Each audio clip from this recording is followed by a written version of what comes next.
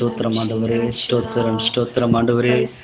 இம்மட்டுமாய் காத்து வழி நடத்தின இனிமேலும் காத்து வழிநடத்தின தேவனே என்னோட கொடுத்து துதிக்கிறேன். ஸ்தோத்திரம் ஆண்டவரே, ஸ்தோத்திரம் ஆண்டவரே. எந்த நோக்கத்தோடு தகப்பனே எங்களை அழைத்திருக்கிற தகப்பனே, அந்த நோக்கம் நிறைவேற கத்த கிருபை தரணுமா செபிக்கிறோம் ஆண்டவரே. இம்மட்டுமா இடைப்பட்ட தேவன் ஆண்டவரே, இனிமேலும் இடைப்பட வேண்டுமா செபிக்கிறோம் ஆண்டவரே. ஹல்லேலூயா. நாங்கள் ஆண்டவரை ஸ்தோத்திரிக்கிறோம் ஆண்டவரே. தேர்ந்தெடுக்கப்பட்டவர் அநேகம் தகப்பனே. ஹல்லேலூயா. அழைக்கப்பட்டவர் ஒரு சிலர் தகப்பனை ஸ்தோத்திரிக்கிறோம் ஆண்டவரே. இந்த அழைக்கப்பட்ட கூட்டமாய் தகப்பனை நாங்கள் ஆண்டவரே கடந்து வந்திருக்கிறோம் தகப்பனை. ஸ்தோத்திரம் ஆண்டவரே. எங்கள் மத்தியில் இறங்கி வாருங்க தகப்பனை. ஸ்தோத்திரிக்கிறோம் ஆண்டவரே. ஹல்லேலூயா. ஸ்தோத்திரம். கர்த்தர் எங்களோடு நீர் பேச வேண்டுமா செபிக்கிறோம் ஆண்டவரே. ஹல்லேலூயா. என் தேவன் அப்படியாய் நீ செய்ய போற நல்ல கிருபைக்கு நன்றி நன்றி துதிக்கிறோம். ஸ்தோத்திரம் ஸ்தோத்திரம் ஸ்தோத்திரம் ஆண்டவரே. நம்புவேன் என் இயேசு ஒருவரை, நான் நம்புவேன் என் இயேசு ஒருவரை, நம்புவேன் என் இயேசு ஒருவரை, நான் நம்புவேன் என் இயேசு ஒருவரை. என் பாதை எல்லாம் அந்தகாரம் சூழ்ந்தாலும் வாழ்க்கை முடிந்தது மறுவாழ்வு இல்லை என்றாலும், நான் நம்புவதற்கு ஒன்றும் இல்லை என்றாலும், நம்புவேன் என் இயேசு ஒருவரை. நான் நம்புவதற்கு ஒன்றும் இல்லை என்றாலும், நம்புவேன் என் இயேசு ஒருவரை. நம்புவேன் என் இயேசு ஒருவரை. நான் நம்புவேன் என் இயேசு ஒருவரை. ஸ்தோத்திரம் ஸ்தோத்திரம் ஸ்தோத்திரம். நன்றி நன்றி. ஓரிக்கா மனா துரா சிக்கிரா ரபா துரக்கா பாபா ரீமனா துரக்கா. உம்மை துதிக்க தகப்பனே இயேசுப்பா, நீர் ஆயத்தப்படுத்தின கிருபைக்காய் நன்றி ராஜா. நன்றி நன்றி நன்றி நன்றி நன்றி நன்றிப்பா. அப்பா உம்முடைய நாமம் மகிமைப்படணும்பா. ரிக்கானா துரிக்கால வஷிக்கா பாபா. ஒருவரும் வெறுமையாய் போக கூடாதுப்பா. உம்முடைய நாமத்தினால் கூடி வந்த ஜனங்கள் தகப்பனே, ரிக்கானா துரிக்கால ஷிக்கா துரிக்கால வஷி. ஆமென் ராஜா. அக்கினியா இறங்குங்க. உம்முடைய வல்லமையை தகப்பனே ஒவ்வொருவர் மேலும் தகப்பனே இறங்குங்க. ரிக்கா துரிக்கால வஷிக்கான துரிக்கால வஷிக்கான துரிக்கான ஷிக்கா ஒரிக்கால துரிக்கால வஷிக்கான துக்கா. அழைக்கப்பட்டவர்கள் ரிக்கான துரிக்கால வஷிக்கான துக்கா. ஐயா ஒரியா சிக்கானதா ஐயா ஒரியா கஷிக்கால துக்கான ஷிக்கா ஐயா ஒரியான ஷித்து ரிக்கால வஷிக்கா. அழைக்கப்பட்ட ஜனங்கள் ஒரு துரி கலவஷிக்கா, கத்தரால் பிரிக்கப்பட்ட ஜனங்கள்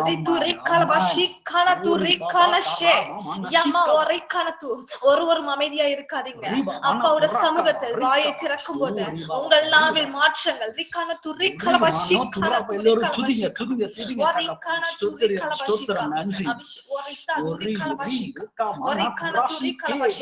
இந்த நாட்களில் அபிஷேகம் இல்லாதவர்கள் அபிஷேகத்தை பெற்றுக் கொள்ள போறாங்க. வார்த்தை இல்லாதவங்க நாவில் அப்பாவுடைய வார்த்தை இறங்க போது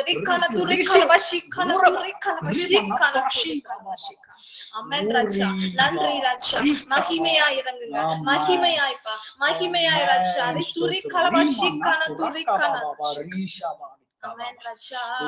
பரிசுத்தத்தின் தகப்பனே உமக்கு நன்றி ராஜா.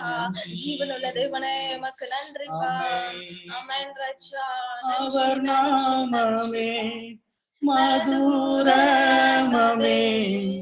அவர் நாமத்தில் சுகமுண்டே, அவர் நாமமே மதுரமே,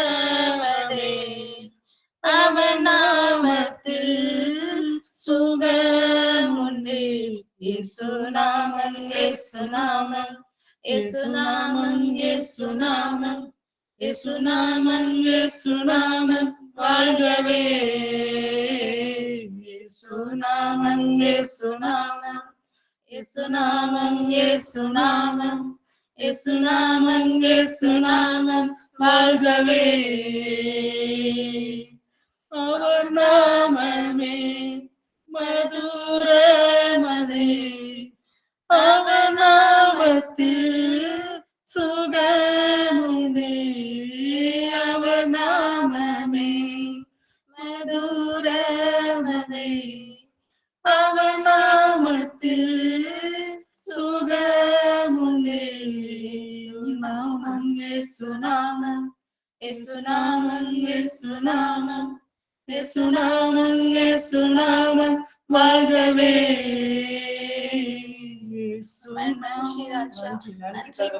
அப்பா உங்களை முழுமையாய் ஒப்பு கொடுக்க சொல்றாங்க. முழுமையாய் ஒப்பு கொடுங்க. அப்பாவோட சமூகத்தில் நீங்க வரும்போது அப்பா இந்த வருடத்தில் உங்களுக்கு கொடுத்ததான வாக்கு தத்தங்களை இந்த மாதங்களில் நிறைவேற்ற போறாரு. நாளைக்கான நாட்களை நீங்க நினைச்சு கவலைப்படாதீங்க. ரித்துரி கலபாஷிகா, ரித்துரி கலபாஷிகா, நீங்க யோசிக்காதீங்க. இந்த நாட்கள்ல இந்த வருடத்தில் அப்பா எனக்கு கொடுத்த வாக்குத்தத்தம் இன்னும் நிறைவேறல, நான் இன்னும் காத்து கொண்டு இருக்கிறேன்னு சொல்றீங்க. அப்பாவோட வார்த்தை வரும்போது இது யாருக்கென்று என்று நீங்கள் வந்து விசுவாசமாய் இருங்க. விசுவாசிங்க. இது உங்களுக்கான வார்த்தை, உங்களுக்கான வார்த்தை. அப்பா உங்களுக்காக பேசுகின்ற வார்த்தை.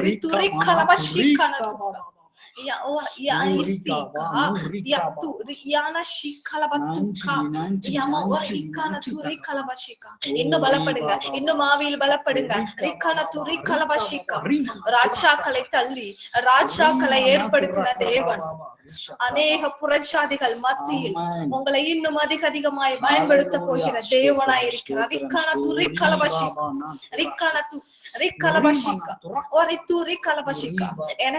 எனக்கா இந்த வார்த்தை என்று கேட்க வேண்டாம், உங்களுக்கான வார்த்தை. விசுவாசித்து பெற்றுக்கொள்ளுங்க.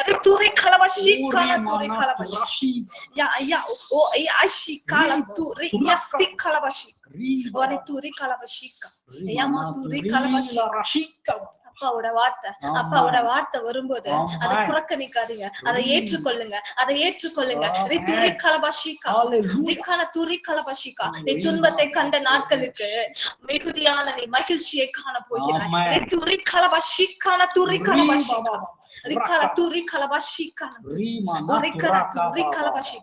கால தாமதமாகுது என்று வேதனைப்படாத. வேண்டினது வரும்போது ஜீவ விருட்சத்தை போல் இருக்கும். பரத்தில் இருந்து கொடுக்க போகிறார். நீ இழந்தது எதுவா இருந்தாலும் அதை நீ பெற்றுக் கொள்ளும் போது ரத்தத்தனையா இருக்கும். உன் ஊழியத்தின் நாட்கள் அதிகப்படுத்த, உன் ஊழியத்தின் ஜெபத்தின் தூபங்களை அதிகப்படுத்த. நீ அநேகருக்கு செபிக்கும் போது, அநேகர் மத்தியில் ஊழியம் செய்யும் போது உன் குடும்பத்தை, உன்னுடைய தேவைகளை இயேசு கிறிஸ்து பார்த்துப்பார்.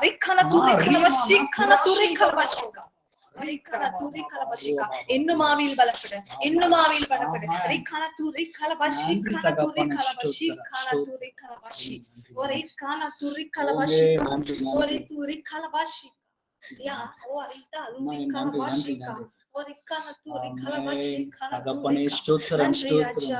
நன்றிப்பா. உம்மை அப்பா யாரு? நன்றி. உம்மை அல்லாமல் யாரை நான் நேசிப்பேன்? உமக்காக அல்லாமல் யாருக்காக வாழுவேன்? உம்மை அல்லாமல் யாரை நான் நேசிப்பேன்? உமக்காக அல்லாமல் யாருக்காக வாழுவேன்? நம்புங்கப்பா உந்தன் பிள்ளையை, நம்புங்கப்பா உந்தன் பிள்ளையை, நம்புங்கப்பா உந்தன் பிள்ளையை, நம்புங்கப்பா உந்தன் பிள்ளையை. உம்மை பாடாத நாட்களும் இல்லையே, உம்மை தேடாத நாட்களும் இல்லையே, உம்மை பாடாத நாட்களும் இல்லையே, உம்மை தேடாத நாட்களும் இல்லையே. நன்றி. நன்றி நன்றிப்பா. உங்க சந்நிதியில் நாங்கள் அமர்ந்திருக்கிறோம்ப்பா. உண்மை இல்லாமல் எங்களுக்கு வேற யாரும் இல்லை தகப்பனே. நாங்கள் எப்படி செபிக்க வேண்டும், நாங்கள் எப்படி ஊழியம் செய்ய வேண்டும், எங்களுக்கு கற்றுக் கொடுங்கப்பா. தேவனே, நாங்கள் எங்களை முழுமையா நாங்கள் ஒப்பு கொடுக்கிறோம். உங்களுடைய பாதத்தில் நாங்கள் ஒப்பு கொடுக்கிறோம்ப்பா. தேவனே, மத்த நன்றி ராஜா. துதிகளின் மத்தியில் வாசம் செய்கின்ற தேவனே, உம்மை துதிக்கிறோம், உம்மை துதிக்கிறோம் தகப்பனே. இயேசப்பா, நாங்கள் புது மாதத்தை தகப்பனே நாங்கள் பார்க்க போகிறோம்ப்பா. இந்த புது மாதத்தை பார்க்க போறோம் தகப்பனே. ஒரு blessing பா, ஒரு ஆசீர்வாதம் தகப்பனே, ஒரு ஆசீர்வாதம்ப்பா. இன்னும் நாங்கள் எப்படி ஜெபிக்க வேண்டுமான ஒரு ஆசீர்வாதம் தகப்பனே. இன்னும் அநேகருக்கு பிரயோஜனப்படுத்துகிற பிள்ளையா எங்களை எழுப்புங்கப்பா, எழுப்புங்க, எழுப்புங்க தகப்பனே. ஆமென் ராஜா. நன்றி ராஜா. நன்றி நன்றி நன்றிப்பா. அப்பாவும் சந்நிதியில் நான் அகமகிழ்ந்து களி கூறுவேன். அப்பாவும் சந்நிதியில் நான் அகமகிழ்ந்து களி கூறுவேன். எப்போது உம்மை காண்பேன், நான் எப்போது உம்மை காண்பேன். ஏங்குதையா என் இதயம்,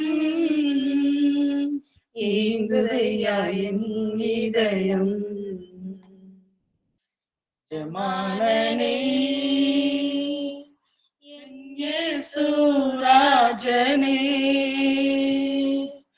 எண்ணமெல்லாம் ஏக்கமெல்லாம் உன் சித்தம் செய்வதுதானே.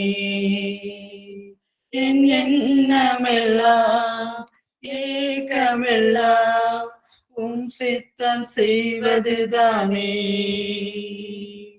எஜமானனே எஜமானனே என் இயேசு ராஜனே. ஸ்தோத்திரம் ஸ்தோத்திரம் ஸ்தோத்திரம் ஸ்தோத்திரம். நன்றி தகப்பனே, ஸ்தோத்திரம் ஆண்டவரே. இம்மட்டுமா எங்களோடு இடைப்பட்ட நல்ல கிருபைக்கு நன்றி தகப்பனே, ஸ்தோத்திரம். கர்த்தர் எங்களோடு பேசின கிருபைக்கு நன்றி தகப்பனே, ஸ்தோத்திரம் ஆண்டவரே. அல்லேலூயா. அநேகருக்கு பிரயோஜனமாய் ஆண்டவரே ஸ்தோத்திரிக்கிற ஆண்டவரே, இருந்த கிருபைக்காக நன்றி கொடுத்து துதிக்கிறோம், ஸ்தோத்திரிக்கிறோம் ஆண்டவரே. தொடர்ந்து ஆண்டவரே நீரே ஆண்டவரே பொறுப்பெடுத்து வழிநடத்தும் ஆசீர்வதி தகப்பனே, இயேசு நாமத்தில் பிதாவே. ஆமென் ஆமென். ஸ்தோத்திரம். இப்பொழுது ஆண்டவரே, எங்களுடைய வாழ்க்கை குறித்து ஒரு சிறிய சாட்சியை நாங்கள் உங்களை பகிர்ந்து கொள்ள விரும்புகிறோம். கர்த்தருடைய பரிசுத்த நாமத்துக்கு மகிமை உண்டாவதாக. அப்பா, எங்களையும் கூட உங்கள் மத்தியில் ஒரு சிறு சாட்சியா நிறுத்தினதுக்காக நான் அப்பாவுக்கு ரொம்ப சந்தோஷப்படுறேன். அப்பா, எங்களையும் கூட உங்கள் மத்தியில் இவ்வளவு வார்த்தைகளை பேச வைத்த கிருபைக்கு நன்றி செலுத்துகிறேன். நான் எங்களுக்கு மேரேஜ் ஆகி ஒரு 6 years ஆகுது. ஹஸ்பண்டோட ஊர் சொந்த ஊர் கோயம்புத்தூர். நான் மேரேஜ் ஆகி போனதுலேருந்து மேரேஜுக்கு முன்னாடி வரைக்கும் நான் வீட்டில் வளர்ந்தது எல்லாமே என்ன ஒரு தேவைனாலும் என்னோட பெற்றோர்கள் உடனே அதை வாங்கி கொடுக்குற அந்த ஒரு சூழ்நிலையில தான் நான் வாழ்ந்தேன். அப்படிதான் நான் இருந்தேன். கிறிஸ்டின் ஃபேமிலியா இருந்தாலும் சர்ச்சுக்கு போக வர அவ்வளோ மட்டும்தான். அப்பாவோட ஒரு டீப்பு, அப்பாவோட ஐக்கியம் எதுவுமே எனக்குள்ள இல்லை. அந்த ஒரு வாழ்க்கையில தான் நான் வாழ்ந்துட்டு இருந்தேன். அது மட்டும்தான் என்னோட ஃபேமிலி மட்டும்தான் என்னோட சரௌண்டிங், அவ்வளோதான். வேற எதுவுமே தெரியாது. அப்படிப்பட்ட என்ன நான் மேரேஜ் ஆனதுக்கு அப்புறம் கஷ்டம்னா எப்படி இருக்கும், என்னென்ன நிறைய கஷ்டங்களை நான் என் ஃபேமிலி லைஃப்ல நான் ஃபர்ஸ்ட் போய் ஒரு 3 month்லயே நான் நிறைய அனுபவிச்சேன். என்னன்னா, என் கணவர் போய் ஒரு 3 month்ல என் கணவரோட வேலை போயிடுச்சு. என்னோட வேலை போனதுக்கு அப்புறம் என் கணவரோட சொந்த வீடு, இடம் எல்லாத்தையும் வித்துட்டோம். நான் கன்சீவா இருந்தேன். அப்போ அபார்ஷன் ஆயிடுச்சு. ஸோ எல்லாத்தையுமே நான் இழந்துட்டு அப்புறம் அம்மா நாங்க 2 பேரும் ஒரு முடிவு எடுத்தோம். எதுவுமே இல்லை, நம்ம யாரையும் கஷ்டப்படுத்தக்கூடாது, பேசாம நம்ம ஏதாவது சூசைட் பண்ணிக்கலாம் அப்படின்ற ஒரு முடிவுல தான் இருந்தோம். அன்னைக்கு டக்குன்னு அம்மா எனக்கு ஃபோன் பண்ணி என்னாச்சு என்ன, நான் யாருமே ஒரு 1 year கிட்ட சொல்லல, ஒர்க் இல்லை அப்படின்னு சொல்லிட்டு. அப்ப அந்த கோவிட் டைம் வேற. நாங்க நிறைய டைம் ட்ரை பண்ணோம், எங்கேயுமே அது கிடைக்கவே இல்லை. அப்போ அம்மா என்ன கூட்டிட்டு அது தெரிஞ்சதுக்கு அப்புறம் அம்மா வீட்டில தான் ரொம்ப ஒரு 6 years ரொம்ப கஷ்டங்களை நாங்க அதுல இருந்து கடந்து வந்தோம். ரொம்ப சூழ்நிலைகள் அதெல்லாம் சொல்லவே முடியல. அப்பா அந்த சூழ்நிலையிலயுமே எங்கள வந்து ஒவ்வொரு படிகளையுமே கடக்க வச்சாரு. எங்கள புடமிட்டு கொண்டு வந்தாரு. எங்கள உருவாக்குனாரு. எதுவுமே தெரியாத என்ன எப்படிலாம் அந்த கஷ்டங்கள அனுபவிச்சு வரணும்னு சொல்லி அப்பா எங்களுக்கு கற்றுக் குடுத்தாரு. இப்போ வரைக்கும் எனக்கு பேபி இல்ல. 2 டைம்ஸ் எனக்கு அபார்ஷன் ஆயிடுச்சு. ஒவ்வொரு பேபியுமே எனக்கு 6 மந்த், 5 மந்த், 6 மந்த் அந்த 7 மந்த் ஸ்டார்ட்டிங்ல எனக்கு என்ன ஆயிடும்னா அபார்ஷன் ஆயிடும். இந்த ஒரு சூழ்நிலை தான். நான் அதிகமா பேபிக்காக நான் அழுதுட்டே இருப்பேன். நான் கஷ்டப்பட்டுக்கிட்டே இருப்பேன். "ஏசப்பா எனக்கு குழந்தை குடுங்கப்பா. ஏசப்பா நான் வெறுமையா இருக்கேனப்பா. எல்லாத்தையுமே இழந்துட்டேனே, இழந்துட்டேனேன்னு" சொல்லி தான் என்னுடைய ஜெபங்கள் வந்து இப்படிதான் இருந்துச்சு. ஒரு காலத்துல என்னோட ஜெபங்கள் மாறியிருக்கு அப்படின்னு சொன்னா, அ அது வந்து அப்பாக்குள்ள நான் வரணும்னு சொல்லி தான் அப்பா என்ன அப்படி மாத்தியிருக்காரு. என்னன்னா, என் கணவருக்கு அங்க வேலை இல்ல. நான் கோயம்புத்தூர், சென்னை எல்லா பக்கமும் நாங்க ட்ரை பண்ணோம். எங்கேயுமே கிடைக்கல. இப்போ நான் இங்க மலேசியால உட்கார்ந்துருக்கேன் அப்படின்னா, அது கர்த்தரோட சித்தம் தான். கர்த்தர் குடுத்த வாக்குத்தத்தம் தான். மேரேஜ்க்கு முன்னாடியே எங்களுடைய ப்ராஃபஸி என்ன, வெளிநாடுங்களுக்கு போய் நீங்க வந்து அ வேல பார்ப்பீங்க. நீங்க அங்க போய் ஊழியம் பண்ணுவீங்கன்னு கர்த்தர் குடுத்த வார்த்தை. அந்த கர்த்தர் குடுத்த வார்த்தைய நாங்க அப்ப ஏற்றுக்கல. ஏன்னா, நம்ம உள்நாட்ல இந்தியாலயே நம்மளுக்கு ஜாப் கிடைக்கல. வெளிநாட்ல நமக்கு யார் இருக்கா? நம்மளோட பேக்ரவுண்ட் இல்ல அப்படின்னு சொல்லி, நாங்க அத வந்து ஏத்துக்க முடியல. எங்களுக்கு அப்ப விசுவாசம் இல்ல. விசுவாசம் கம்மியா இருந்துச்சு. அப்பயுமே நாங்க வந்து சரி பரவால்ல, ஊழியக்காரவங்க சொல்லிட்டாங்கன்னா, நம்ம எழுதி வச்சு ஜெபிக்கலாம்னு சொல்லிட்டு, அந்த காரியத்துக்காக நாங்க 7 நாள் முழுமையா உட்கார்ந்து நம்ம உபவாசம் இருந்தோம். 7 நாள் ஃபுல் டே ஃபாஸ்டிங் இருந்து நாங்க ஜெபம் பண்ணி, அந்த 7வது நாள் அப்போ ஃபாஸ்ட் ஒரு ப்ராஃபஸி எனக்கு மேரேஜ் டயத்துல எங்க 2 பேத்துக்கும் சொன்ன ப்ராஃபஸி திரும்பி அதே வார்த்தைய ஒரு 5 வருஷம் கழிச்சு, அ 4 இயர்ஸ் கழிச்சு ஃபாஸ்ட் சொன்னாங்க. நீங்க வந்து வெளிநாட்டுக்கு போவீங்க. அங்க உங்களுக்கு வேலை ஆயத்த பண்ணி வச்சிருக்காங்க. இப்போ எந்த கண்ட்ரிக்கு அப்பா உங்கள அழைக்கிறாங்களோ அங்க போங்க. அங்கிருந்து உங்கள வந்து அப்பா வேற கண்ட்ரிக்கு மாத்துவாங்க அப்படின்னு சொன்னாங்க. அதேபோல எ எங்க ஹஸ்பண்ட் கூட வந்து எல்லாருமே இன்டர்வியூ அட்டெண்ட் பண்ணாங்க. எல்லாரும் 2 மந்த்துக்கு முன்னாடியோ எல்லா விஷயத்தையுமே அ எல்லாத்தையுமே முடிச்சுட்டாங்க. கம்ப்ளீட் பண்ணிட்டாங்க. விசா ப்ராசஸ் எல்லாமே. என் ஹஸ்பண்ட்க்கு இன்டர்வியூ இல்ல. விசா ப்ராசஸ் ஜஸ்ட் 1 வீக்கு முன்னாடி டக்குனு லாஸ்ட் ரெஸ்யூம் அனுப்பிச்சு விட்டு, ஓகே ஒண்ணும் பிரச்சனை இல்ல. இன்டர்வியூ வேணாம். நீங்க கிளம்பி வாங்கன்னு சொல்லி விசா எல்லாமே ஆஃபீஸே போட்டு குடுத்து, அப்பா எங்க அ என்னோட எல்லார் மத்தியிலுமே நாங்க ஒரு வெறுமையா எண்ணப்பட்டோம். எங்கள வந்து எதுவுமே நினைக்க மாட்டாங்க. இவனா வந்து வேலைக்கு போகாம சும்மா உட்கார்ந்துருக்கான்னு, நெறைய பேர் எங்கள தேவையில்லாத விஷயங்கள்லாம் பேசுனாங்க. ஒவ்வொரு நாளும் நாங்க அழுதுருக்கோம். நான் அப்பாட்ட ஃபர்ஸ்ட்டு மேரேஜுக்கு முன்னாடி ஒவ்வொருத்தவங்களுக்கும் ஒவ்வொரு அ இந்த மாரிலாம் என் லைஃப் இருக்கணும்னு சொல்லி யோசிப்பாங்க. அந்த மாரிலாம் நான் நெனச்சிருக்கேன். ஆனா மேரேஜுக்கு அப்புறம் நான் அப்பாகிட்ட கேட்ட ஒரே வார்த்தை, "அப்பா நாங்க வேலை செஞ்சு எங்கன் கையின் பிரயாசத்த நாங்க சாப்பிடணும்ப்பா. எவ்வளோ நாளைக்கு என் தாயின், தகப்பன அவங்களெல்லாம் நான் கஷ்டப்படுத்த முடியும். எனக்கு அது போதும். எனக்கு இடம், வீடு எதுவும் வேண்டாம்ப்பா" அப்படின்னு சொல்லிட்டு என்னோட ஜெபத்தின் மாற்றங்கள் அதிகமாச்சு. என்னோட வார்த்தைகள் அதிகமாகுச்சு. அப்புறம் ஃபர்ஸ்ட்டு அப்போ அபார்ஷன் ஆயிடுச்சு. 2ண்டு லாஸ்ட்டு போன இயர் ஜூலை மந்த்து நான் 2ண்ட் கன்சீவா இருந்தேன். அப்போதான் ஹஸ்பண்ட் என்ன விட்டுட்டு வந்தாரு. ஜூலை அபார்சன் ஆச்சு. என் ஹஸ்பண்ட் இங்க வந்து 1 1/2 வருஷத்துக்கு மேல ஆயிடுச்சு. அப்பவுமே ஒரு 3 மந்த் நான் பெட்லயே தான் இருந்தேன். ஏன்னா எனக்கு ரொம்ப யூட்ரஸ் வீக் ஆயிடுச்சுன்னு சொல்லிட்டாங்க. நான் பெட்ல இருக்கும்போது, அ மோஷன் எல்லாமே நான் பெட்ல தான் அம்மா தான் எல்லாம் பார்த்துக்கிட்டாங்க. அந்த சூழ்நிலையில தான் ஒரு 6 மந்த் முடிஞ்சு 7 மந்த்ல திரும்பி எனக்கு அபார்ஷன் ஆயிடுச்சு. அது நான் பெட்லயே இருந்தனால ரொம்ப ஸ்ட்ரெஸ் ஆயி ஒரு சைக்காட்ரிக் மாரி அந்த டேப்லெட்லாம் அதிகமா குடுக்க ஆரம்பிச்சுட்டாங்க. எல்லாரும் என்னைய வந்து சைக்காட்ரிக் ஆயிட்டாங்க. உங்க பொண்ணு இப்படியே விட்டீங்கன்னா கொஞ்சம் மென்டல் ஆயிருவாங்க. ஏன்னா 1க்கு 2 பேபி இந்த மாரி ஆயிடுச்சு. படுத்தே வேற இறந்துட்டாங்கன்னு சொல்லி என்னென்னமோ பேசுனாங்க. இருந்தாலும் அம்மா வந்து அழுதுகிட்டே அப்பா கிட்ட ஒப்பு குடுத்தாங்க. நாளைக்கு அபார்ஷன் ஆக போதுன்னா, அ இன்னைக்கு நைட்டு என்ன அப்டின்னா, எனக்கு இப்ப ஜீவன். இந்த ஜீவனோடு நான் சாட்சி சொல்றேன்னா, இது அப்பா எனக்கு குடுத்த 2வது ஜீவன் தான். அப்பாவோட ஜீவன்ல நான் உயிர் வாழ்றேன். முன்னாடி நாள் எனக்கு செஸ்ட் பெயின் வந்துடுச்சு. அவ்ளோ ஒரு பெயின். நைட்டு 10:50 இருக்கும். ஹாஸ்பிட்டல்ல தான் இருந்தேன். நான் 3 மந்த்தாவே ஹாஸ்பிட்டல்ல தான் இருந்தேன். செஸ்ட் பெயின் வந்துடுச்சு. வந்தவுடனே என்னால அத வந்து தாங்க முடியல. அப்போ ஒரு நிமிஷம் என் பாடி ஃபுல்லா ஜில்லுன்னு ஆயிடுச்சு. அம்மா மட்டும் தான் என் கூட இருக்காங்க. எல்லாம் டாக்டர கூப்பிட போம்போது, என்னால முடியல. நான் அப்போ நெனச்சுட்டேன், அவ்வளோதான் என் ஜீவன் போயிடுச்சுன்னு. அந்த ஒரு செகண்ட் தான். ஒரு செகண்ட் என் ஜீவன் போய் என்னோட ஜீவன் வந்ததை நான் உணர்ந்தேன்.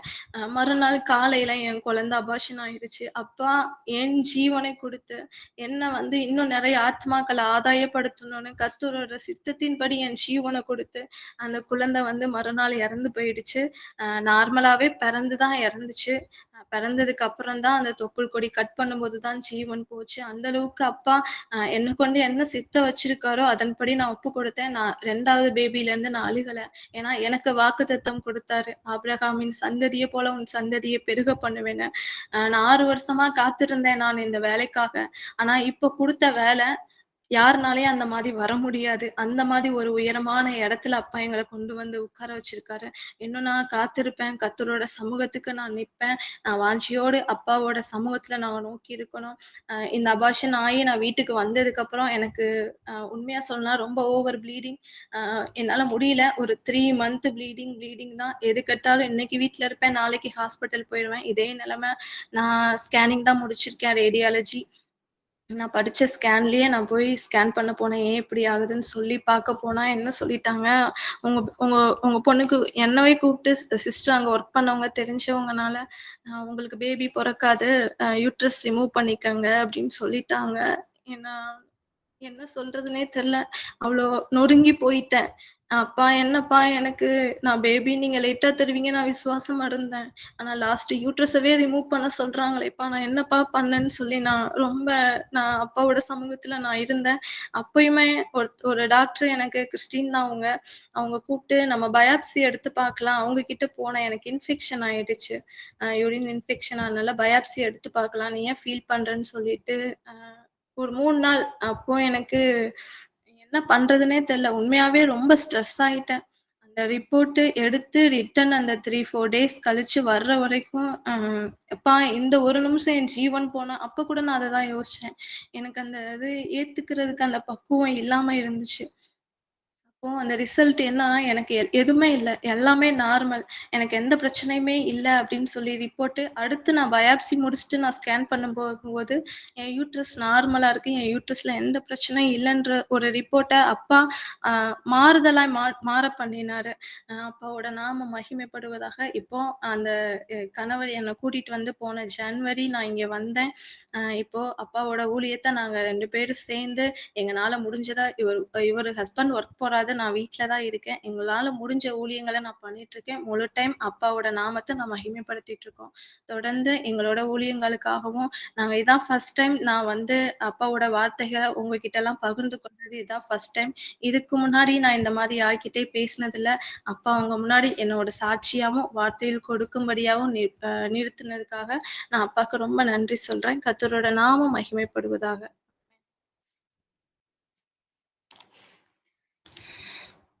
ஆமென். ஸ்தோத்திரம். எல்லா பேருக்கும் praise lord. Brother and sisters, அப்பா வந்து வார்த்தைகளை கொடுக்கும்படியாய் உங்க மத்தியில என்ன நிறுத்தியிருக்காரு. இது ஃபர்ஸ்ட் டைம் நான் உங்க முன்னாடி பேசுறேன். என்னதான் வார்த்தைகள் தனக்குள்ள அப்பா பேசினாலும், இவ்வளோ பேர் மத்தியில் நான் பேசும்போது இது ஃபர்ஸ்ட் டைமா இருக்கு. என்னனாலும் கொஞ்சம் அட்ஜஸ்ட் பண்ணிக்கோங்க. அப்பா என்ன என்கிட்ட பேச சொல்லி என்ன ஏவியிருக்காரோ, அந்த வார்த்தைகள நான் எதுனால பலப்பட்டு வந்து உங்க முன்னாடி நின்றுருக்கேனோ, அந்த வார்த்தைகள எனக்கு தெரிஞ்ச வார்த்தைகள நான் வேத ஆதாரத்தோட உங்க மத்தியில நான் சொல்றேன். அப்பா நாமம் மகிமைப்படுவதாக. எல்லாம் கண்களை மூடி ஜெபிக்கலாம்.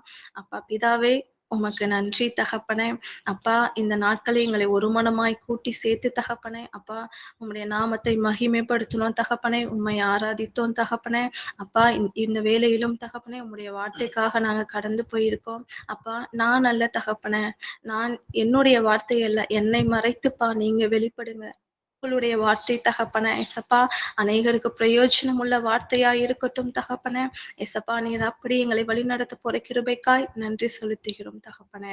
ஆமென் ஆமென். எல்லாருக்கும் price Lord.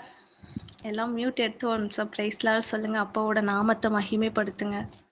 Praise the Lord. Praise the Praise Lord. the Lord, sister. Praise the Lord. Praise the Lord. Praise the Lord. Praise the Lord. Praise the Lord.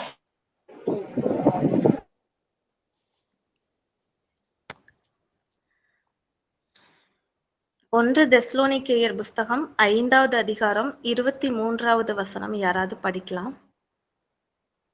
1 தெசலோனிக்கேயர் 5வது அதிகாரம் 23வது வசனம். சமாதானத்தின் தேவன் தாமே உங்களை முற்றிலும் பரிசுத்தமாக்குவாராக. உங்கள் ஆவி, ஆத்துமா, சரீரம் முழுவதும் நம்முடைய கர்த்தராகிய இயேசு கிறிஸ்து வரும்போது குற்றமற்றதாயிருக்கும்படி காக்கப்படுவதாக. ஆமென், ஆமென். Thank you sister. இது இப்போ நான் எதை குறிச்சு அப்பாவோட வார்த்தையை நான் உங்ககிட்ட பகிர்ந்துக்கிறேன்னா, இப்போ 3 விதங்கள்ல வந்து மனுஷனை வந்து அப்பா படைச்சிருக்காரு. என்ன அப்படின்னா, ஆவி, ஆத்மா, சரீரம். இந்த 3ம் சேர்ந்ததுதான் ஒரு மனுஷனா அப்பா நம்ம இந்த பூலோகத்துல நம்மள படைச்சிருக்காரு. இதுல ஆவி, ஆத்மா, சரீரம் இவை 3 எப்படி இருக்கணும்னா, கர்த்தராகிய இயேசு கிறிஸ்து வரும்போது குற்றமற்றதா நம்ம பாதுகாத்து கொள்ளணுமா. முதலாவது நம்ம கிட்ட ஒரு பரிசுத்தம் வரணுமா. என் கண்கள்ல ஒரு பரிசுத்தம் இருக்கணும், என் இருதயத்துல ஒரு பரிசுத்தம் இருக்கணும். இவை எல்லாம் இருக்கும் போதுதான் ஆவியானவர் வரும்போது நம்ம அவர் முன்னாடி வந்து குற்றமற்றதாய் நம்ம பாதுகாத்து நம்ம நிக்க முடியும். அப்ப அப்படிப்பட்ட பிள்ளைகளை தான் அப்பா வந்து ரொம்ப விரும்புறாரு. இன்னொரு வசனத்தை கூட வாசிக்கலாம். நீதிமொழிகள் 20வது அதிகாரம் 27வது வசனம். நீதிமொழிகள் 20:27வது வசனம். மனுஷருடைய ஆவி கர்த்தர் தந்த தீபமாய் இருக்கிறது. அது உள்ளத்தில் உள்ளவைகளை எல்லாம் ஆராய்ந்து பார்க்கும். ஆமென், ஆமென். தேங்க்யூப்பா. மனுஷனுடைய ஆவி கர்த்தர் தந்த தீபமா இருக்கிறது. ஏன் ஆவிதான் கர்த்தர் தந்த தீபமா இருக்கு அப்படின்னு சொல்லி நான் பின்னாடி இருக்கிற வசனங்களை படிக்கும்போது சொல்றேன். இது ஆவிதான் என்ன அப்படின்னா கர்த்தரோட தீபமா இருக்கா, கர்த்தர் தந்த தீபமா இருக்கு. நம்ம உள்ளான ஆவியை வந்து அப்பா எப்படி கொடுத்திருக்காருன்னா ஒரு தீபமா, ஒரு அக்கினி போல கொடுத்திருக்காராம். அந்த அக்கினியான அந்த தீபம் எப்படி இருக்குன்னா தன் உள்ளத்தில் உள்ளவைகள்லாம் எப்படி இருக்கும்னா ஆராய்ந்து பார்க்குமா. இப்ப நம்ம நினைப்போம், என்னோட இதயத்துல இருக்கிறத நான் எப்படி, எனக்கு தெரியாது, நானா செஞ்சுட்டேன் அப்படின்னு சொல்லி யோசிப்போம். இல்ல, நம்ம உள்ளத்தில் உள்ளவைகளை எல்லாம் என்ன பண்ணுமா அந்த ஆவி ஆராய்ந்து பார்க்குமா. எல்லாத்தையுமே ஆராய்ந்து பார்த்து எல்லாத்தையுமே வந்து இது தவறு, இது கரெக்ட் அப்படின்னு சொல்லி ஆராய்ஞ்சுக்கிட்டே இருக்குமா. இப்படிதான் உள்ளான ஆவி வந்து ஆராய்ந்து பார்த்து கொண்டே இருக்கிறது. இன்னொரு வசனத்தை வாசிக்கலாம். நீதிமொழிகள் 16வது அதிகாரம் 2வது வசனம். மனுஷனுடைய வழிகள் எல்லாம் அவன் பார்வைக்கு சுத்தமானவைகள், கர்த்தரோ ஆவிகளை நிறுத்து பார்க்கிறார். ஆமென், ஆமென். மனுஷனுடைய ஆவினா என்னோட ஆவி எனக்கு எப்படி இருக்கும், என் கூட இருக்கிற மனுஷனுக்கு எப்படி இருக்கும்னா பரிசுத்தமா இருக்கும். ஏன்னா நான் வெளியரங்கமா அவனுக்கு காட்டுறேன்.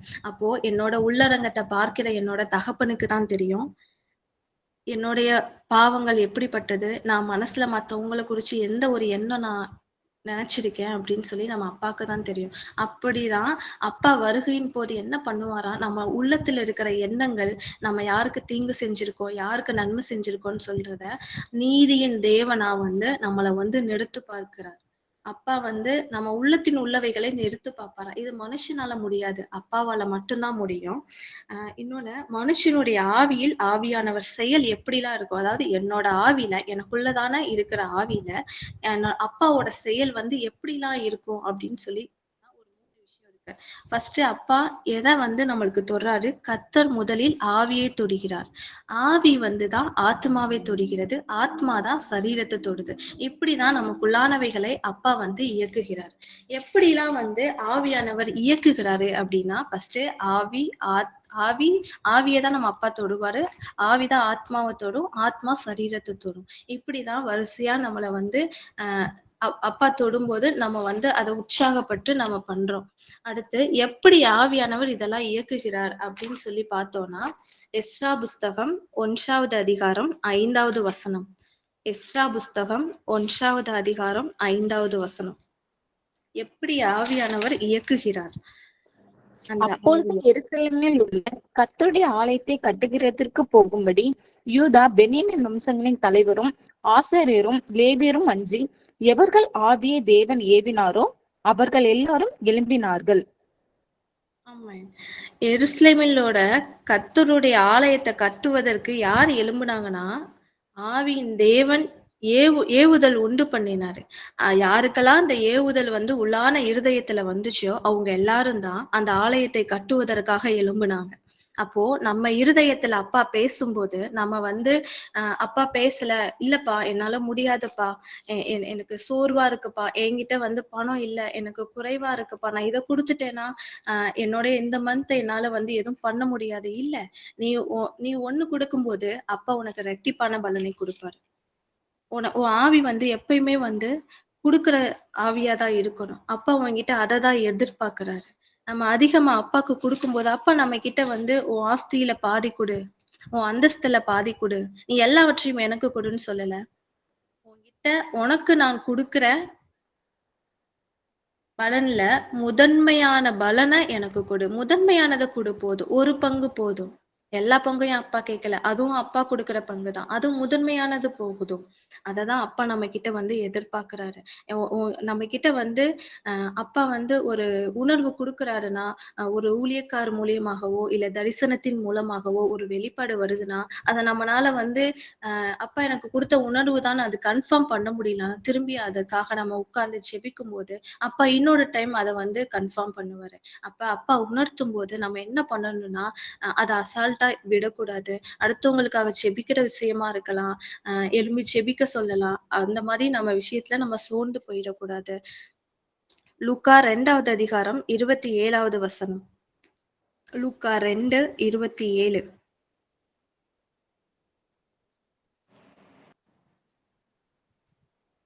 அவன் ஆவியின் ஏவுதலினால் தேவாலயத்திலே வந்திருந்தான். இயேசு என்னும் பிள்ளைக்காக நியாயப்பிரமாண முறையின்படி செய்வதற்கு தாய் தகப்பனார் அவரை உள்ளே கொண்டு வருகையில். சிமியோன் எப்படி வந்தார்னா, அவரா வந்து வரவே இல்ல. அவரோட ஆவி எப்படி ஏவுதல் உண்டாச்சோ, அதன்படி தான் அவர் ஆலயத்துக்கு வந்தார். ஆலயத்துல வந்து யோசேப்பு, மரியாள் அவரோட குழந்தை இயேசு கிறிஸ்துவ எடுத்து அவர வாழ்த்தி, கர்த்தரோட வார்த்தைகள சொல்லும்போது, அவங்களோட இருதயம் அவ்வளோ மகிழ்ச்சியாகிது. யார கொண்டு அப்பா செய்யணும்னு சித்தம் வச்சிருக்காரோ, அவங்களுடைய ஆவிய அப்பா எப்படி பண்ணுவாரா? ஏவுவாராம். அப்போ நம்மள கொண்டு அப்பா ஒரு ஏவுதல் உண்டாக்குனாரு அப்படின்னா, அந்த இத நம்ம கால தாமதம் பண்ணக்கூடாது. கர்த்தருக்கு நீங்க அதுக்கு உண்டான காரியங்கள பண்ணும்போது, உங்க மூலியமா அப்பா என்ன பேச விரும்புறாரோ, கர்த்தர் சித்தம் எதுவோ அது கண்டிப்பா அப்பா நிறைவேத்துவாரு. அதுக்காக நம்ம கால தாமதம் அப்பா நான் தகுதி இல்லன்னு சொல்லி நெறைய பேர் நீங்க ஒதுங்குறீங்க. தகுதிப்படுத்துனவங்களே தான் அப்பா முன்குறித்து வச்சிருக்காரு. நம்ம எல்லாருமே தகுதிப்படுத்துனவங்க தான். அப்பாவால குப்பையிலிருந்து தேர்ந்தெடுத்து இந்த சிங்காசனத்துல வச்சிருக்காரு. நம்ம பணம், நம்ம கிட்ட இருக்கிற சொத்து இதெல்லாம் நம்மளுக்கு புகழ் இல்ல. அப்பாவோட வார்த்தை தான் நமக்கு புகழ். அப்பா போதும் நமக்கு. நம்மளுடைய சமூகத்துல. அப்பா சொல்ற வார்த்தை நமக்கு போதும். அப்படியே அ ரோமர் 8வது அதிகாரம் 16வது வசனம். ரோமர் 8:16. நாம் தேவனுடைய பிள்ளைகளாய் இருக்கிறோம் என்று ஆவியானவர் தாமே நம்முடைய ஆவியினுடனே கூட சாட்சி கொடுக்கிறார். எப்படி குடுக்கணும்னா, சாட்சி என் கூட இருக்கிற என் கணவர் குடுக்கக்கூடாது. என்ன பெற்ற தாய் தகப்பன் குடுக்கக்கூடாது. என் சகோதர, சகோதரிகள் குடுக்கக்கூடாது. ஆனா, அப்பா குடுப்பாரு. அப்பா குடுக்கிறதான ஒரு சாட்சி எப்படி இருக்குன்னா, ஆவியோட குடுக்குற சாட்சி அவரோட ஒரு ஐக்கியத்த உண்டு பண்ணும். மனுஷங்கலாம் நம்மள வந்து பாராட்டும்போது இருக்கிற ஒரு சந்தோஷத்த விட, அப்பா வந்து நம்மளோட ஆவி கூட என் புள்ள இப்படிப்பட்ட பிள்ளைய நான் வந்து பிரித்தெடுத்திருக்கேன் அப்படின்னு சொல்லி மற்ற ஜனங்கள் மத்தியிலும் அப்பா வருகையின் போது நம்ம யோசிச்சு பார்க்கலாம். அப்பா வருகையின் போது இந்த ஜனங்கள் முன்னாடியே நம்மள ஒருத்தவங்க புகழ்ந்துட்டாங்கன்னா, நம்ம அவ்வளோ பெருமைப்படுறோமே! அப்பா வருகையின் போது வந்து எல்லா ஒரு ராஜாக்கள் மத்தியிலும் தூதர்கள் மத்தியிலும் நம்ம பேர அப்பா சொல்லி, நம்ம நாமத்த நம்ம செஞ்ச காரியங்கள் எல்லாம் மகிமைப்படுத்தினா, நம்மளுக்கு எவ்வளோ ஒரு ஹேப்பியா இருக்கும். அந்த ஹேப்பி அந்த மாதிரி நீ வரணும்னு சொல்லி தான் அப்பா நம்மள ரொம்ப ஆசைப்படுறாரு. நம்ம மேல ரொம்ப பிரியமா இருக்கிறாரு. அப்பா நம்மகிட்ட கேட்கிறதெல்லாம் ஒரே விஷயம் தான். "நீ எனக்கு எதுவும் செய்ய வேணாம். என் மேல நீ அன்பா இரு." அப்பாவோட அன்ப நம்ம ருசி பார்க்கணும். அப்பாவோட அன்பு நமக்கு ரொம்ப பிரியமா இருக்கும். அப்பா அப்படிப்பட்ட அன்ப நம்மகிட்ட எதிர்பார்க்கிறாரு. நம்ம விட்டு குடுத்து, அப்பாவோட அன்புக்காக நம்ம இன்னும் அதிகமா அப்பாவோட நாமத்துக்குள்ள நம்ம போவோம். நம்மளோட ஆவிலாம் எப்படி இருக்கும்னா, உற்சாகமா தான் இருக்கும். மாம்சம் தான் பலவீனமா இருக்கும். ஏன்னா நம்ம படுத்திருக்கும் போது காலையில 4 மணிக்கு அலாரம் வச்சுட்டு படுப்போம்.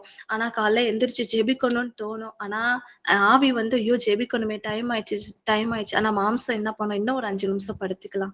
இன்னும் பலவீனமா இருக்குல்ல, இன்னும் பலவீனமா இருக்குல்ல அப்படின்னு சொல்லி நம்மளோட ஆவி என்ன பண்ணும்? உற்சாகப்படுத்தும். மாம்சம் வந்து இன்னும் நம்மள பலவீனப்படுத்திட்டே போகும். அப்ப இப்படிலாம் இருக்கிற ஆவியில வந்து நம்ம எப்படிலாம் உற்சாகமா இருக்கணும்? எப்படிலாம் அப்பா பக்கம் ஒரு ஸ்ட்ராங்கா அப்பா தான் அப்படின்னு சொல்லி நிக்கிற அளவுக்கு நம்ம இருக்கணும். எசாயா 26வது அதிகாரம் 9வது வசனம். எசாயா 26:9. என் ஆத்துமா இரவிலே உம்மை வாஞ்சிக்கிறது. எனக்குள் இருக்கிற என் ஆவியால் அதிகாலையிலும் உம்மை தேடுகிறேன்.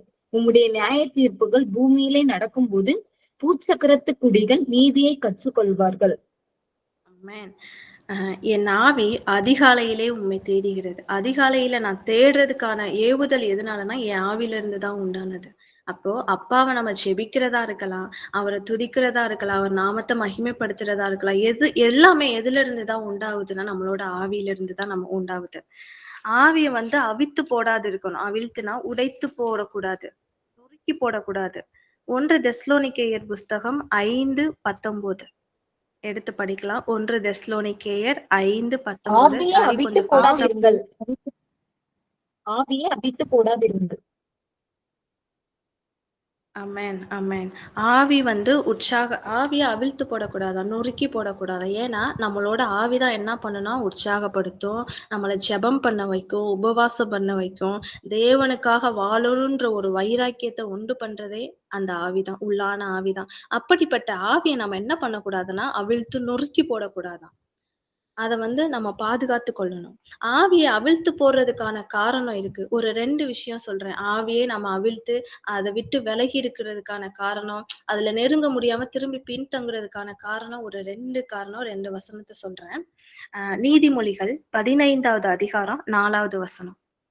நீதிமொழிகள் 15வது அதிகாரம் ஆரோக்கியம் உள்ள நாவு 4வது வசனம். ஜீவ விருட்சம். நாவின் மாறுபோட ஆவியை நொறுக்கும். ஆமென். ஆரோக்கியம் உள்ள நாவுனா நமக்கு தெரியும். இது வந்து உடம்பு சரியில்லாத நாக்குல ஏதோ புண்ணோ, ஏதோ பிரச்சனையோ அப்படி இல்ல. ஆரோக்கியமான வார்த்தை. கர்த்தரோட வார்த்தை தான் ஆரோக்கியம் உள்ள நாவு. ஜீவ விருட்சத்தின் ஜீவ விருட்சத்தின் தரும்.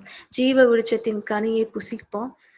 அப்படிப்பட்ட நாவ நம்ம என்ன பண்ணக்கூடாதுன்னா, அவிழ்த்து போடக்கூடாது. நாவின் மாறுபாடு தான் என்ன பண்ணுமா, ஆவியை வந்து புறம்பே தள்ள பண்ணும். அப்ப ஆவிய வந்து அத விட்டு விலகுறதுக்கு நம்ம நாவும் ஒரு காரணமா இருக்கும். சிலரோட நாவு தான் வந்து என்ன பண்ணும்னா, ஆவியை அவிழ்த்து போட காரணம். நமக்கு சில பேர் வந்து நம்மளுக்கு விரோதமா தான் பேசியிருப்பாங்க. ஆனா நம்ம என்ன பண்ணுவோம், நான் பண்ணாத தப்புக்கு இவங்க பேசிட்டாங்களே, அப்புறம் எப்படி நான் சும்மா இருக்குது? அப்போ நானும் பேசணும்ல, நானும் சொல்லணும். ஏன் இப்படி என்ன பேசுனாங்கன்னு சொல்லி நம்ம பேசுவோம். இல்ல, நம்ம அப்படி பேச வேணாம். ஏன்னா அப்பா என்ன, நீ பொறுமையோட காத்துரு. உனக்காக நீ எவ்வளவு உன்னால முடியுமோ அவ்வளவு நீ பொறுமையோட காத்துரு. உன் நாவ வந்து இந்த மனுஷங்கள் மத்தியில் நீ தீட்டுப்படுத்தாத. உனக்கு இன்னும் அதிகமா வந்து அப்பா உன்னோட பொறுமைய வந்து பார்த்துட்டே தான் இருப்பாரு. உனக்கும் கொஞ்சம் காலம் வரும். இன்னும் பொறுமையோட காத்திரு. உனக்கு பொறுக்க முடியலையா? உன்னோட பொறுமை எவ்வளோ தூரம்னு சொல்லி அப்பாக்கு தெரியும். இதுக்கு மேல உன்ன முடியலன்னு சொல்லும்போது, அவர் இறங்கி யுத்தம் பண்ணுவார். அவர் இறங்கி யுத்தம் பண்ணும்போது, நம்ம பேசுற வார்த்தைகளா இல்ல. அவங்க 1 மடங்கு இல்ல, 2 மடங்கு சரிஞ்சு விழுகிறவங்களா தான் இருப்பாங்க. அப்போ நம்ம நாவ காத்துக்கொள்ளலாம். நம்மளுக்காக யுத்தம் பண்ணுகிறவர், ஏற்ற காலத்தில், ஏற்ற வேளையில் நமக்காக பேசுவார். அவர் இறங்கி பேசும்போது, அவரோட நாமம் மகிமைப்படும். இவங்க கர்த்தரோட பிள்ளைகள் என்று அவங்க தெரிஞ்சுப்பாங்க. அப்போ நம்ம முதலாவது என்ன பண்ணணும்? நம்ம நாவ வந்து காத்துக்கொள்ளணும். 2வது ஒரு விஷயம் சொல்றேன்.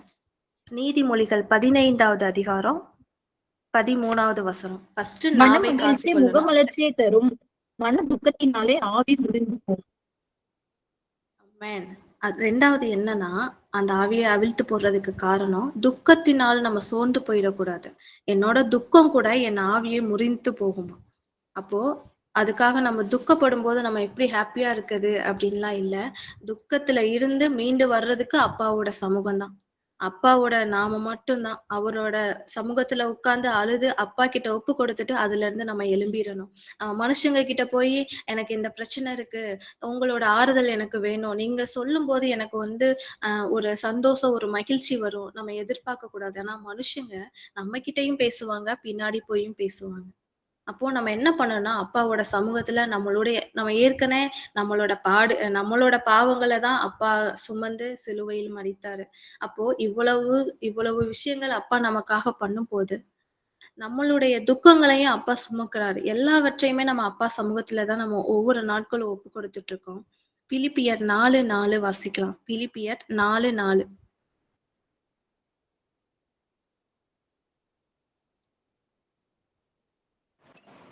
கர்த்தருக்குள் எப்பொழுதும் சந்தோஷமாய் இருங்கள், சந்தோஷமாய் இருங்கள் என்று மறுபடியும் சொல்கிறேன்.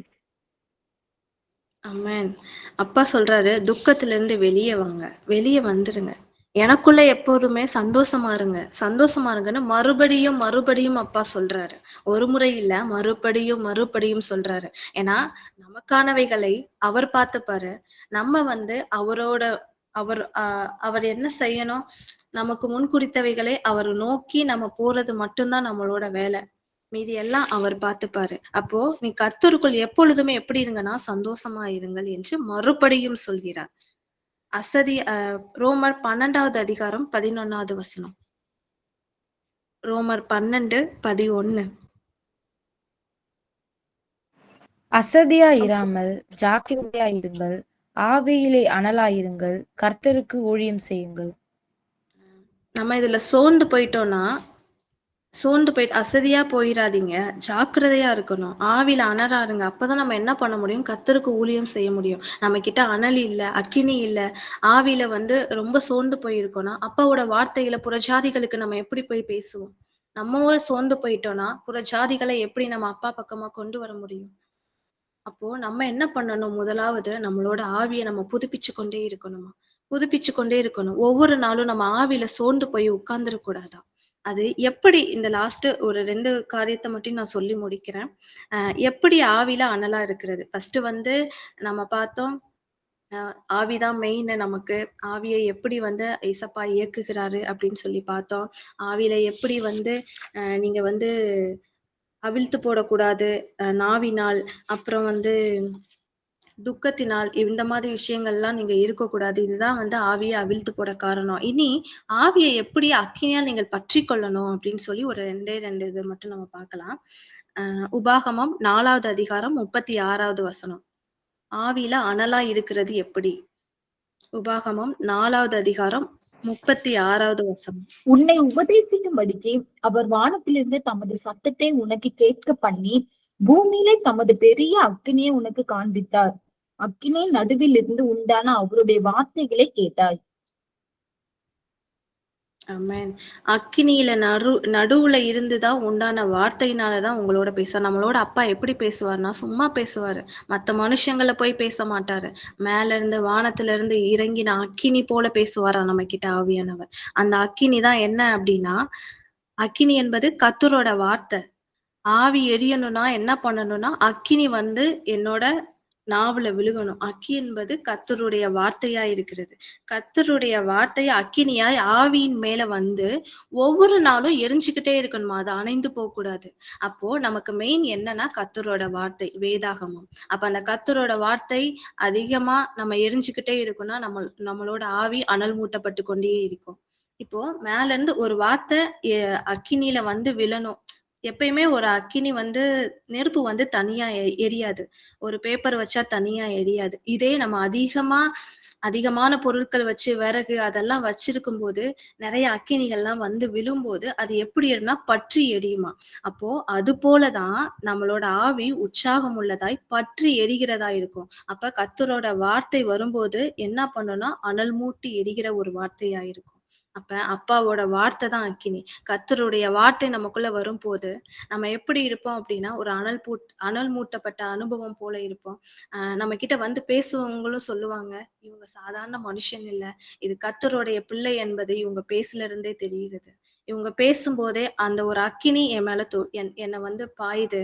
அப்போ நம்ம பேசும்போது தவறான வார்த்தைகள் பேசி என்ன இந்த ப்ரேயர் பண்ணுதுன்னு சொல்றாங்க. இந்த வார்த்தை இந்த நாவில இருந்து வருது. இல்ல, நான் பேசும்போது என் கூட ஒரு அந்நியரா இருந்தாலும் அவங்க ரட்சிக்கப்படணும்.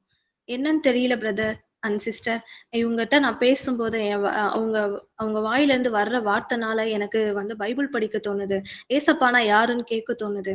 அப்படிப்பட்ட ஒரு வார்த்தையா நம்ம மூலியமா ஒவ்வொருத்தவங்களும் அப்பா நாமத்தை மகிமைப்படுத்தணும்.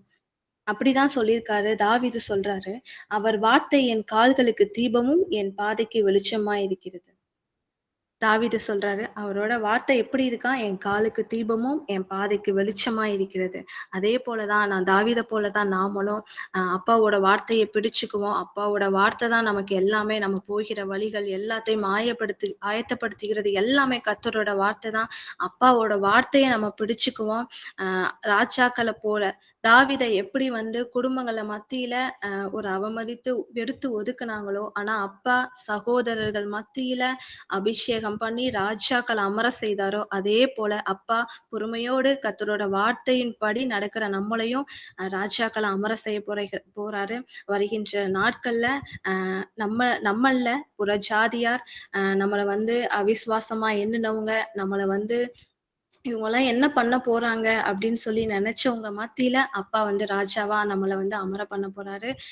தொடர்ந்து அப்பாவோட நாமத்தை மகிமைப்படுத்தலாம்.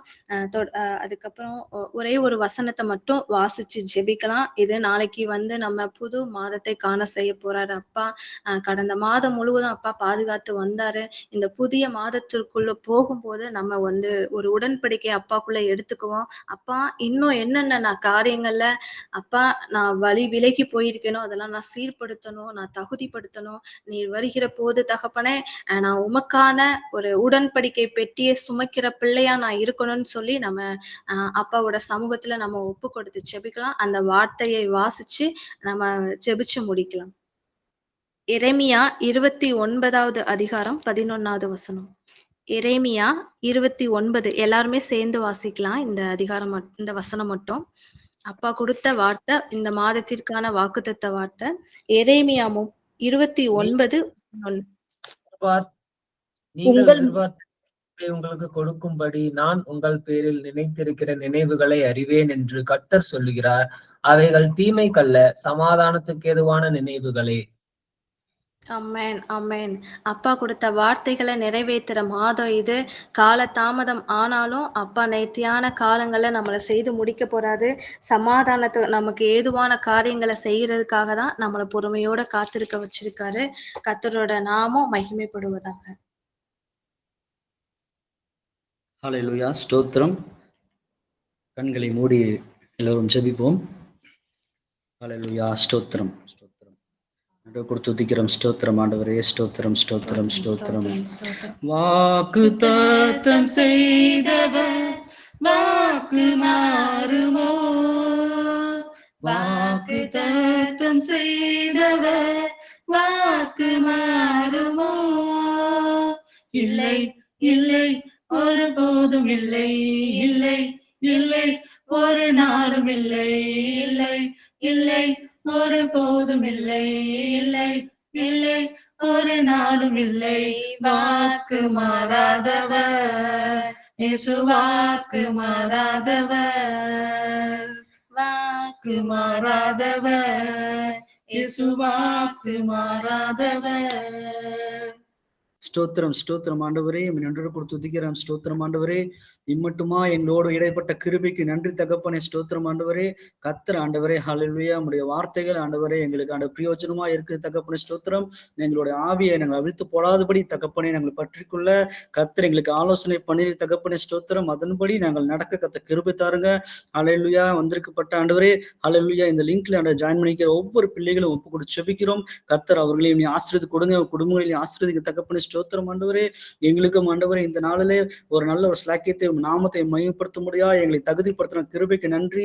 ஹல்லேலூயா. இந்த ஸ்லாக்கியத்தை உண்டு பண்ண அந்த சகோதர சகோதரிகளுக்கு எல்லாத்துக்கும் கர்த்தருக்கும் நான் நன்றி செலுத்துகிறேன். கர்த்தர் ஆவியானவர் தொடர்ந்து இதே போல ஆண்டவரே சுத்திரம் ஆண்டவரே அநேக இடங்களிலே உம் நாமத்தை மையப்படுத்த எல்லோரையும் பயன்படுத்துங்க, ஆசீர்வதிங்க, பலப்படுத்துங்க தகப்பனே. எல்லா தேவையும் சந்தியும் தொடர்ந்து ஆசீர்வதியும் பலப்படுத்தும். இயேசு நாமத்தில் ஜெபிக்கிறோம் ஜீவன நல்ல பிதாவே. ஆமென். ஆமென். ஆமென்.